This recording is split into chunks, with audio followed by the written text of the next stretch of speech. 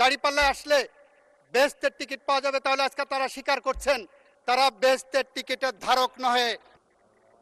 মাননীয় সংসদ সদস্যরা স্ট্যান্ড কারেক্টেড। মাননীয় স্পিকার, আমি দুঃখ প্রকাশ করছি, নির্বাচনের মাঠে আমাদের নিজস্ব এজেন্ডা ছিল। নির্বাচনের মাঠে যখন মা বোনের কাছে ভোট চাইতে গেছি তখন শুনেছি বেহেশতের টিকিট নাকি কেউ বিক্রি করেছেন। মাননীয় স্পিকার, আমি নিজে কানে শুনেছি, আই এম দ্য উইটনেস। দ্বিতীয়ত আপনাদেরটা শুনবো। মাননীয় স্পিকার, আপনার মাধ্যমে বলতে চাচ্ছি, যদি ভুয়া হয়ে থাকে, প্লিজ আপনারা কথা বলবেন না। যদি ভুয়া হয়ে থাকে মাননীয় স্পিকার, তাহলে ধন্যবাদ জানাচ্ছি। তাহলে জাতির কাছে যারা বলেছিলেন ধানের শীষা দাঁড়িপাল্লায় আসলে বেহেশতের টিকিট পাওয়া যাবে, তাহলে আজকে তারা স্বীকার করছেন তারা বেহেশতের টিকিটের ধারক নহে। মাননীয় স্পিকার,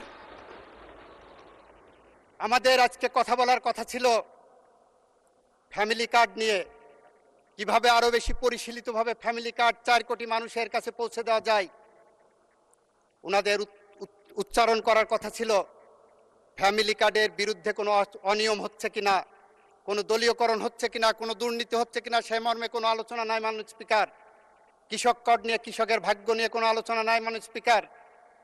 মাননীয় স্পিকার, ইমামদের জন্য ভাতা চালু করা হয়েছে, আমাদের মাননীয় প্রধানমন্ত্রী করেছেন, সেই মর্মে কোনো আলোচনা নাই মাননীয় স্পিকার। ধন্যবাদ নাই। আমি ধন্যবাদ জানাতে চাই মাননীয় বিরোধী দলের মাধ্যমে ওনাদের সংসদ সদস্যদেরকে।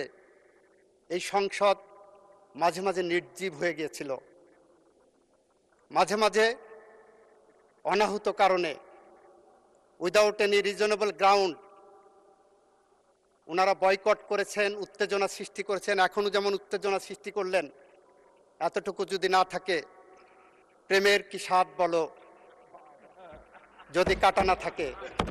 আমরা সেই কারণে মাননীয় স্পিকার বলছি, আসেন বাংলাদেশকে গড়ি, আসেন শহীদ রাষ্ট্রপতি জিয়াউর রহমানের আদর্শে গড়া যে বাংলাদেশ।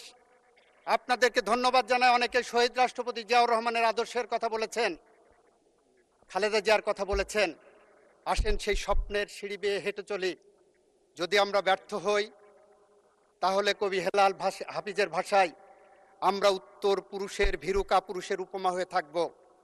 নিশ্চয়ই আপনারা সেটা চান না, আমরা তো চাই না। আসেন সেই পথ ধরে হাঁটি।